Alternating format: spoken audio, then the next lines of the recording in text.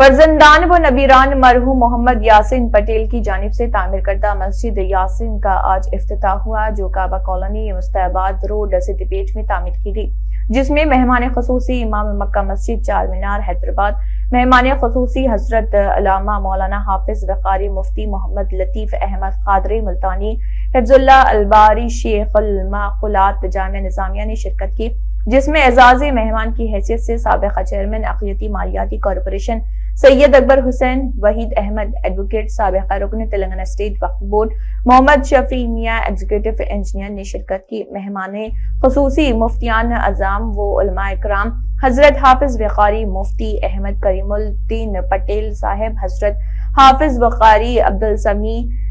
حضرت مفتی آصف بیگ مصباحی، حضرت مفتی اسماعیل، حضرت مفتی عبدالسلام، محمد زبیر حسین، صدر پریم باڈی سدی پیٹ محمد اعظم علی جاوید، صدر تنظیم المساجد سدی پیٹ نے شرکت کی۔ اس موقع پر وحید احمد ایڈوکیٹ نے محمد یاسین پٹیل کے فرزندوں کو مبارکباد دی اور کہا کہ اللہ سبحانہ تعالیٰ اپنے گھر کا کام انہی لوگوں سے لیتا ہے جن کو وہ پسند کرتا ہے، اور جو لوگ اللہ کے گھر کی تعمیر کرتے ہیں وہ اپنے لیے جنت میں محل بناتے ہیں۔